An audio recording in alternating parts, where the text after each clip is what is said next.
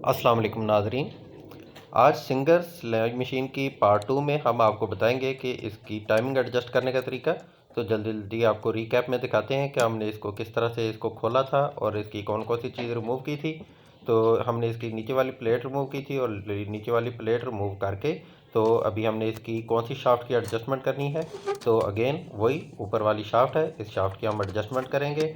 इसको एडजस्टमेंट के लिए हमने आपको दिखाया था कि जिस तरह ये हमारी नीडल जो सी है ये शटल के सेंटर में आ रही है, जबकि इसको इसके स्टार्टिंग में आना चाहिए। तो उसके लिए हम ये दो स्क्रूज लूज़ करेंगे, नीडल को सबसे नीचे ले जाके रोक लेंगे और उसके बाद हम इसकी शाफ्ट को ये दोनों स्क्रू लूज़ करके तो प्लायर की मदद से, प्लास की मदद से हम इसको ग्रिप करके तो इसको आहिस्ता आहिस्ता से घुमाएंगे। तो जैसे हम इसको घुमाते जाएंगे वैसे वैसे ये देखिए ये हमारी शटल और नीडल जो सी है ये लाइन अपने जो सी एडजस्टमेंट टाइमिंग है उसके करीब आती जा रही है।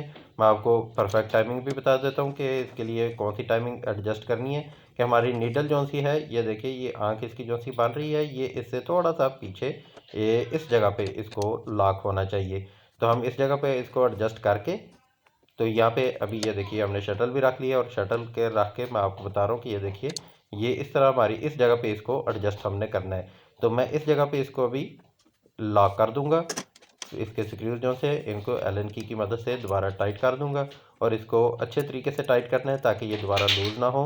ये मैंने अच्छे तरीके से इसको टाइट कर दिया। इसी तरह नीचे वाला स्क्रू जो सा है इसको भी सामने ला के अभी मैं इसको भी टाइट कर दूंगा। तो टाइट करने के बाद मैं अभी आपको इसका रिज़ल्ट भी दिखाता हूँ कि पहले हमने जिस तरह उसको सिर्फ शाफ्ट को टाइट किया था तो अभी मैं इसको ये देखिए जी ये बिल्कुल परफेक्ट टाइमिंग में आ रही है। हमारी टाइमिंग जो थी है वो इस जगह पे आनी चाहिए थी। अभी ये धागा भी उठाएगी और टांका भी लगाएगी। अभी मैं इसकी शटल लगा के ये देखिए ये शटल बिल्कुल एग्जैक्ट आ रही है और शटल हमारा धागा भी उठाएगी और अच्छे तरीके से टांका भी लगाएगी।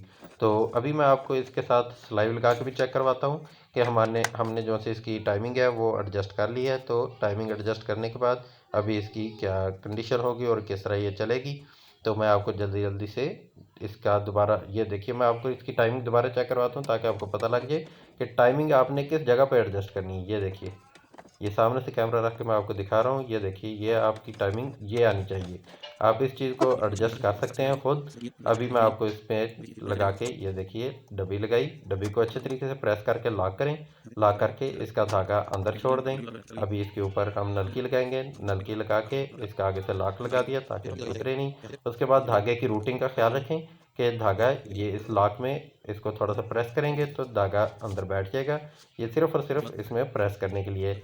उसके बाद धागे को आपने ये नीचे लेके आना है, यहाँ से फिर दोबारा ऊपर उठेगा।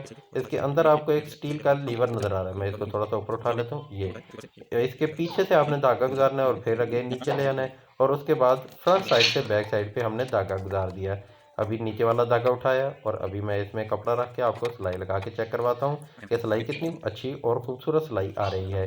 ये देखिए अभी मैं कितनी सिलाई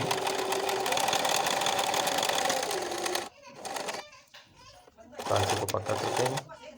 माशाल्लाह ये देखिए बहुत ही खूबसूरत साफ़ सुथरा टांका है। उम्मीद है इस वीडियो के साथ आपको ये पता लग गया है कि इसकी टाइमिंग किस तरह एडजस्ट करनी है। आप खुद भी घर में इसको एडजस्ट कर सकते हैं और ये आपको ज़रूर हेल्प आउट करेगी। तो उम्मीद है ये वीडियो आपको पसंद आएगी। तब तक के लिए इजाज़त दीजिए। अल्लाह हाफिज़।